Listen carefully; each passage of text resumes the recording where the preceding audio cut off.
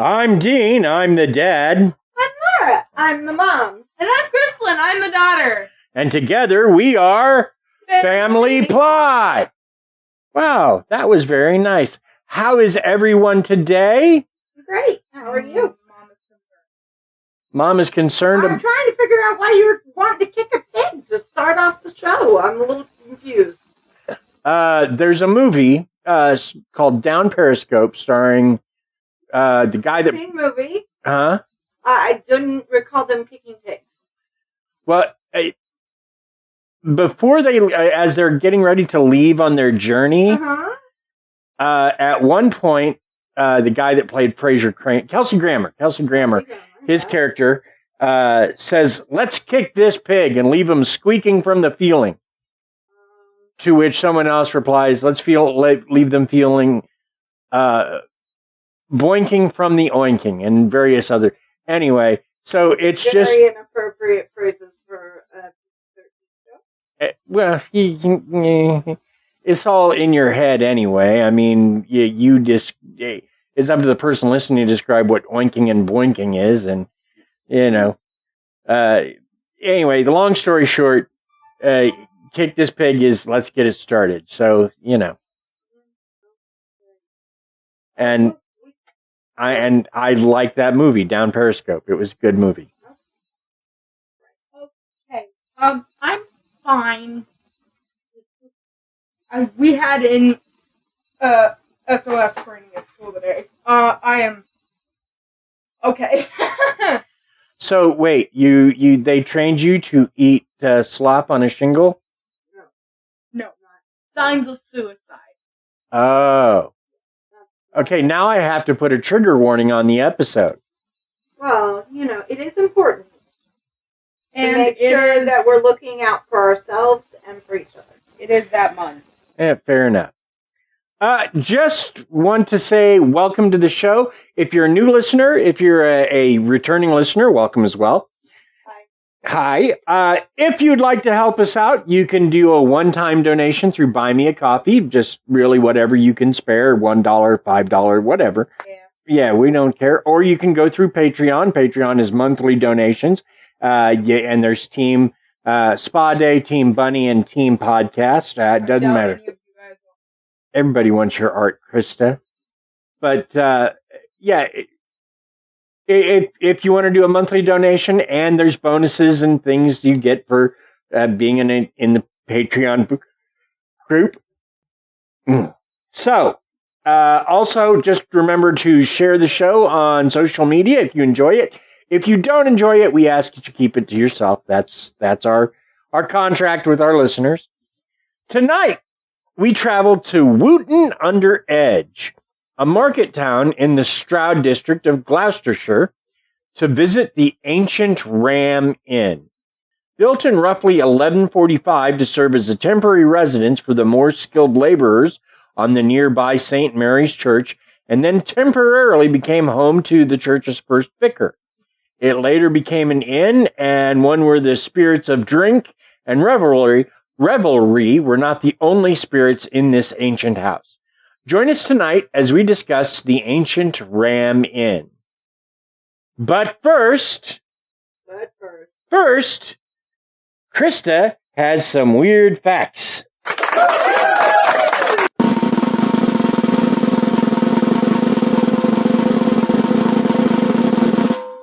Krysta. Hi. Yay! Hi. Hi. How is everything tonight? Well, it's things and stuff and things. How are we? We're good. I am. Yeah, well. It's been a long but good normal week. Yeah, I could say less for the beginning of my week, but it's closer. We're closer to the end now. Well, It's a we Wednesday. are on the downward slope of the. But I digress. Other than that, no, like the week has been okay. Okay.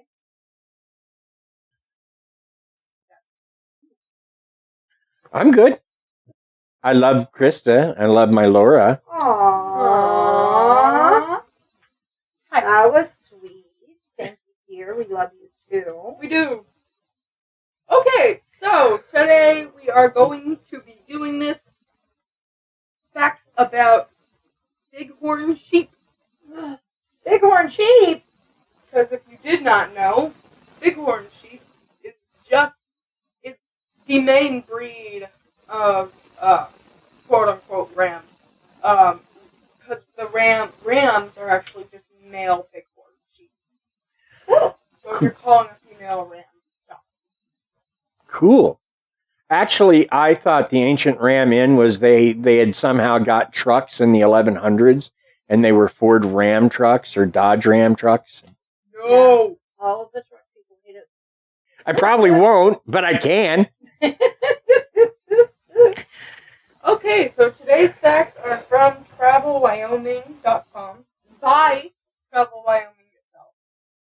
Wow. I didn't know a website could write. I know, right? Fabulous. I'm Wah, wah, wah, wah, wah. I'm also impressed. So, fact number 1. Wyoming is home to a large home. Hi. Let's try that again. Wyoming is home to a large herd.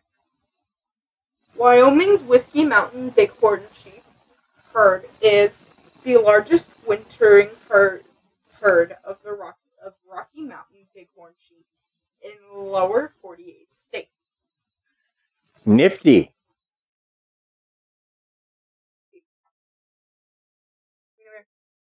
These sheep can jump. Equipped with split hooves with rough bottoms that can aid in balance and natural grip. Their short legs are perfect for bounding.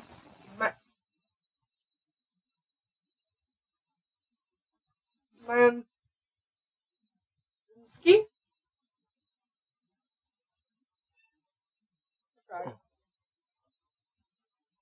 Well, they're better than I would do. Mayanzinski. See? Got it right, sounds like. It's a name. Yeah.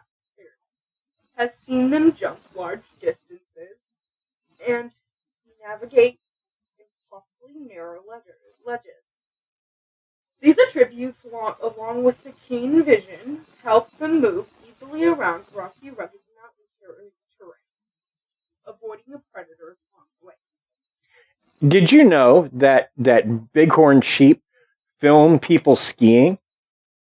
And they even have an award show for these movies. They can win a nanny. I think so. Yeah, Laura's laughing. Like a nanny goat. Yeah, Goat. I think it was a stretch. yeah, it was a stretch. And it was kind of bad. Mom! How dare you put your pun on top of his?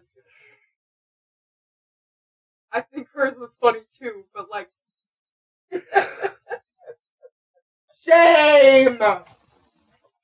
Hey, look, I started off my morning this morning finding out why ducks have tail feathers. They cover their butt wax.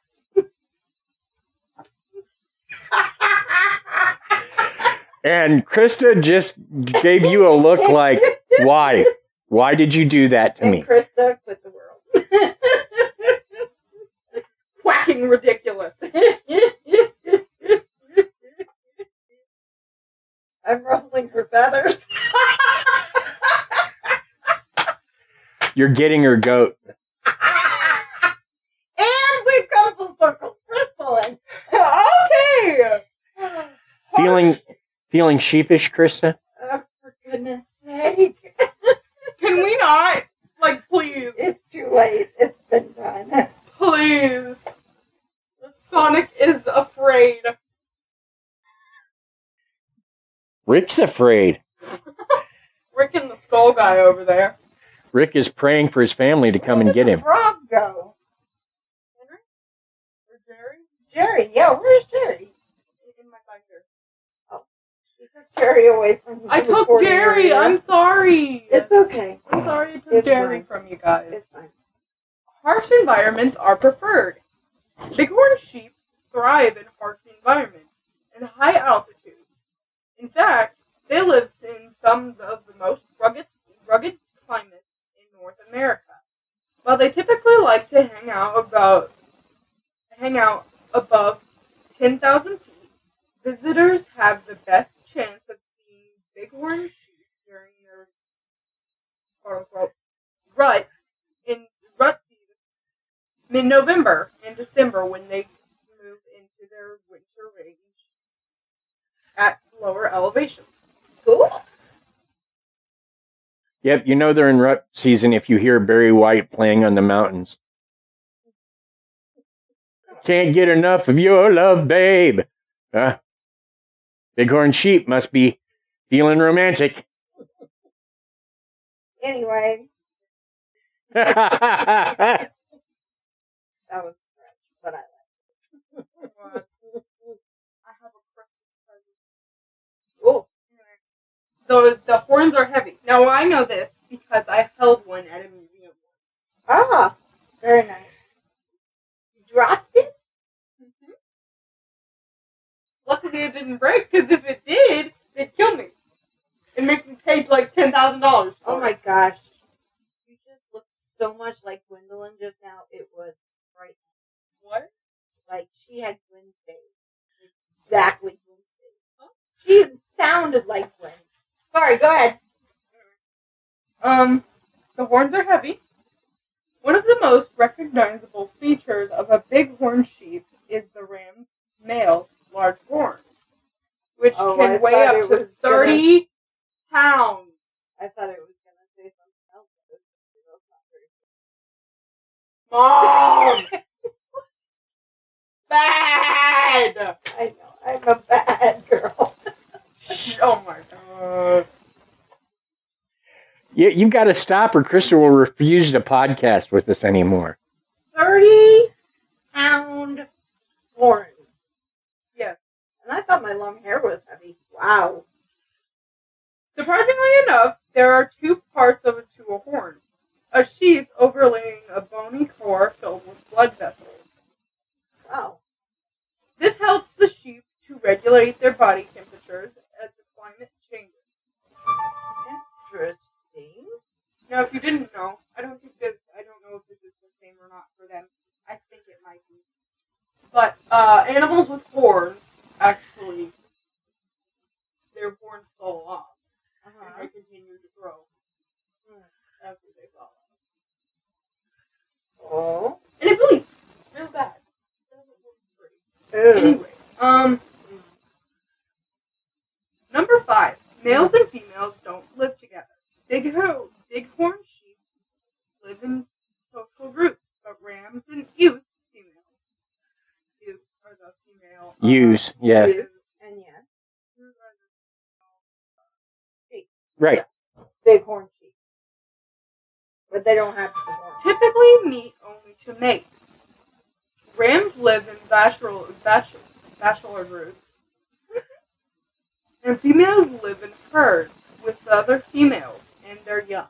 Aww, For the nice. females, Myanzinski has studied very specific responsibilities within the herd, such as the babysitter watches young while the mothers feed. Guardian, typically a sheep without a lamb who watches for predators, and the herd leader. Very interesting. You know what a ram says when he finds a female sheep he likes? I love you.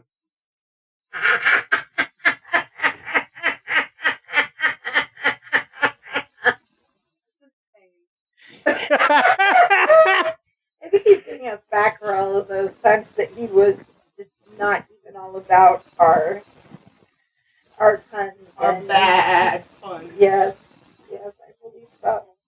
I'm gonna look at my joke book later. I'm gonna say it out loud. The spread of disease is common. Now, hey, this is the sixth fact. Hi. Hi, fact number 6. Wow, Welcome 6 to facts. class. Oh my God. Now, you guys don't have to visit this site anymore because guess what? I doubt any of you wanted to in the first place. Either way, we said all the facts on here. Or we're Yay. going to. As hardy as a bighorn sheep may be, they are incredibly susceptible.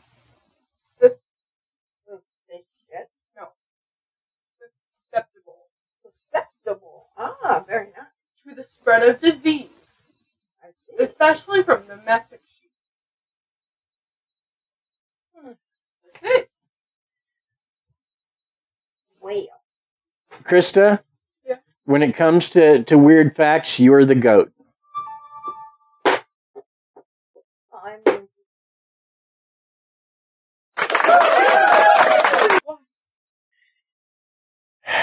GOAT means greatest of all time. I know. you know. I know what it means. Of course, you could be the best of all time, which would make you the boat. Do you see she's trying to battle back at you? She has pulled out the joke. I see Why she does has. she and sheep always take? What does she always take on? What? Their backpacks. I love it. See, I almost thought you would go with the video game option, Cult of the Lamb, because that was one of the things I suggested was facts about Cult of the Lamb. Because like a ton of people are playing that right now, that I know. Yeah, well, I focus on the things I like most of the times, and if I don't like something, I just take it from your suggestion book that you put down. All right. Well, let's talk about the Inn of the Ancient Ram. It was built roughly in 1145. It originally served as home to stonemasons and other skilled laborers, as well as slaves that helped to build St. Mary's Church. Now, once the church was completed, it became home to the St. Mary's first vicar. I thought when you said home, I thought of home to the world. It's joy to the world, actually. Oh. Listen, those songs, they people sing them, and like it's hard to hear the words sometimes, but it's joy to the world. No, I know it's joy to the world now. It sounds right. I was like, also my leg hurts. I'm sorry, you ran Eka. Once the church was completed, as I said, the Ancient Ram Inn became home to the church's first vicar, at least until the vicarage was built some years later. And then he moved to the vicarage. At some point, the site became an inn after the church sold it, because I can't imagine they would have been proud to own an inn. Now, some things. The site sits on an intersection of ley lines, which we've talked about before. They are believed to be, by many, to be conduits of power, magical energy, earth energy, even. One of the ley lines that connects here also passes through Stonehenge. And there are those who believe that this site feeds on Stonehenge's energy. Now, the site also rests on what are believed to be 5,000-year-old pagan burial grounds. Those pagans, they look good for their age, though. as you can gather, there's a lot of energy on the site. Now, further, it was a place where rivers met, but the rivers were diverted. And whenever you divert a river, it leaves a spiritual scar, or at least that's what a lot of people think. Diverted rivers, places that are where rivers were diverted from, tend to be haunted places. So, now, in the 1500s, it is believed a witch was burned at the stake on the site. We'll find the witch, may we burn her? Well, they did that. Yes, they did that. It was purchased by John Humphreys in 1968. He lived in the building, first with his wife and 3 daughters. Then, after they fled because of the hauntings, he lived there by himself till his death in 2017. It is currently owned by his daughter, Carolyn. Humphreys claimed to find evidence of devil worship and sacrifice inside the home. Beneath a staircase, he discovered the skeletons of children, as well as ancient daggers that were broken. There is also a story of the former innkeeper's daughter being hanged in the attic. The site now operates as a haunted attraction. It stopped being an inn where you could spend the night right around the time of the pandemic. And another thing, freaking COVID screwed up for everybody. So that's the history of the inn itself. Now let's talk about the hauntings. Now, this place, the hauntings are very well detailed. In one room called the Bishop's Room, believed to have been used to house visiting bishops at one time or another, the room is now haunted by dark monks and evil spirits who it is said can be seen in this room regularly. All right.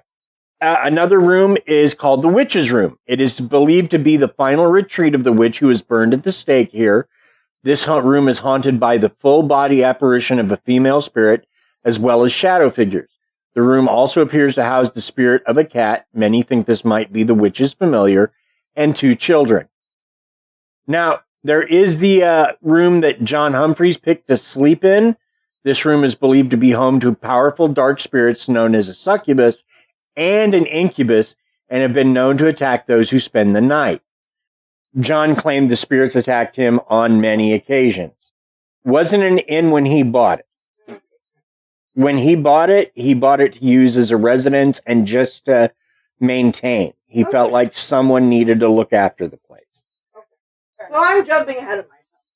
A bit, yes. You know, I do that. Now, the former bar area has a hole in the concrete floor, revealing the ancient ground beneath. Seen in this room is a female spirit being murdered by several highwaymen. So, and Krysta, in case you were wondering, highwaymen are what they used to call robbers, bandits. They would ambush people on the highway and take their stuff. That's the name. Right. The room is also home to several shadow figures. Also, a Roman centurion on horseback has been seen in this room. What? Who told? Don't they have a no pet policy? Well, again, you'd think. Sorry, go ahead. Wow, some people are just so damn inconsiderate. Now, the ancient barn is said to be home to 2 unique spirits.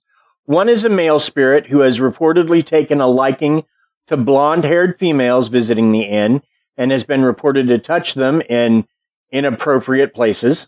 Ew. Oh my God, no! Well, the bust and the butt and the bosom is where it likes to touch. I see. Good thing I'm not blind. Just copping a little feel there. I'm not blonde. Another male spirit in the area feels threatened by male visitors and will aggressively push them out of its space. Get out! Mine. In a world, there was one podcast that made all others look like silly little part-time, half-baked ideas that should have been thrown in the trash can after being written down. That's a super long-winded way of saying that Drunk Theory Podcast is the best-kept secret out there right now. They're a bunch of idiots talking about conspiracy theories, and when these four come together, they have the capability to solve just about any question coming their way. But keep in mind, they're idiots, so sometimes they won't have the answer. But we guarantee you'll end up laughing so hard you cry or urinate in your pants. I don't make the rules here, so let Matthew, Kara, Kelly, and Ryan give you everything you never know you needed, and more. Only on Drunk Theory Podcast, available on all major streaming platforms. Many report physical assaults from spirits ranging from touches and brushes to full-blown strikes and pushes. John Humphreys claimed a spectral force threw him across the room his first night in the inn. No! Further, there are reports of knocking on the walls, floors, and ceilings, strange voices and whispers, EVPs, and some believe that diverting ancient rivers around the site have opened portals allowing dark entities to come through and inhabit the place, hence the succubus and the incubus. Right. Sure. Like you do. Like you do. So, let's take a moment for a word from our sponsors.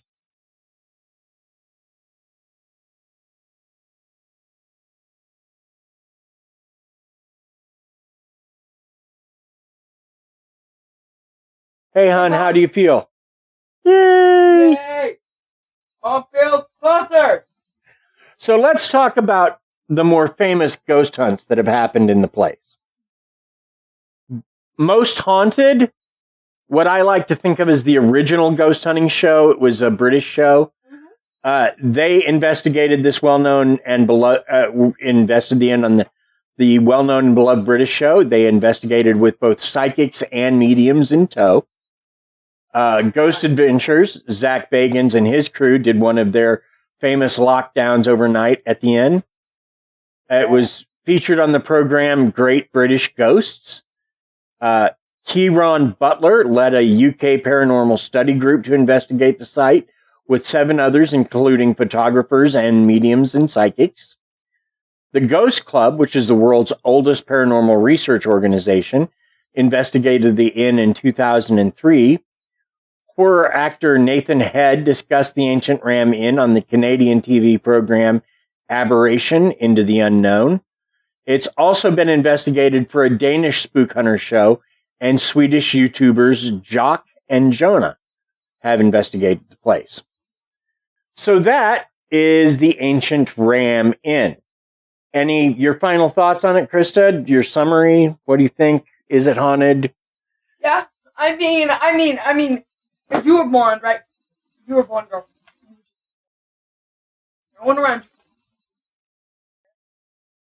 Something touch your chest. Bosom? Yep. That's not a ghost. Someone's just like, oh, that wasn't a ghost. Just the wind. I'm bad. Okay. Like, if that's the wind, okay, whatever. If that's the wind, I don't know what the wind is. I don't know what the difference between the wind and spirit is anymore, because that's the wind? Nah. Girls know the difference. Trust me. I know the difference when I'm running. Trust and believe she knows the difference. But ain't nobody better be touching you one day. Mom and Daddy break their fingers. No, no one does that. Well, yeah, I mean, of course. One must cleanse oneself. Yeah. Anyway, yeah, you know what I'm talking about. I Girls do. know the difference. So why wouldn't it be? Heck, people know it's true. It's a really, really, really, really, really old place. Yeah, I mean, if let's think about this. When it was originally built in the 1100s, 1100. 1100. That's crazy. That's over 1,000 years ago. Yeah. America hadn't even been born yet. Nope. when the witch got burned at the stake, there still wasn't in America yet. Crazy. So where are we in this to some say that Robin it's not Hood kind of stew or something? You know, so the fact that it's built on ley lines at a spot where rivers were diverted and a pagan burial ground, I'm going to guess it's probably haunted. Well, if it's not haunted, tell me what it is, because there's a lot of power in the place. And, I mean, John Humphreys, when he lived there by himself, was regularly attacked by the incubus and succubus. Which, that doesn't sound like it would be a fun night to me. No, that doesn't sound like a party. Not a lot. For that's sure. That's not cool. And I guess if you're going to ask me my final thoughts on it is, of course it's haunted. It has to be. Yeah. But beyond, I mean, it's fed from energy from Stonehenge. As, you know, it's on two ley lines. There's power there, and that power is probably being used by the spirits. It probably could be used by us if we understood it, but we don't. So, exactly. So, yeah. Hon, your thoughts? What is there to say? Yeah, I'm pretty sure we said it all. Old. It's old. It's the perfect. There is. It's the perfect place for spirits to be. If you have the slightest belief in any type of paranormal activity, I think you would find it hard to believe that someplace that old doesn't have some kind of residual. No matter what type of paranormal activity you believe in, just the randomness of someplace being a physical location for that many for that many ages, that many centuries, there's no way that there's not paranormal something happening on that site. And I'll agree with you, especially considering that the 1,000-year-old inn on the site is the Johnny Come Lately. Because for 5,000 years before that, pagans were burying their dead here. So that's a long time. That's 6,000 plus years of human activity on the site, most of it burying the dead. I just don't see how it's not haunted. So that's the show. I mean, you know, there's not much more to say on the subject. Do want to thank you all for listening. Also want to thank Bill Barrett for our theme music. If you need music for a project, Bill's your guy. You can reach him at Bill Barrett, BEHRENDT, at sbcglobal.net. Also want to thank Paige Elmore for logo art and Aaron Gnert for doing some local promotion for us through the Big Dumb Fun Show. Thank you. Also want to encourage people to join our Facebook group. Follow us on Twitter, Famplot Mom Laura. Yes. F. Crystalline. And, of course, you can just follow the show, plot_family. You can also follow our Twitter, Pinterest, and Krysta's TikTok. Show-themed stuff is on all of those places. Join us next week as we investigate time travel. Bye! Bye! Bye.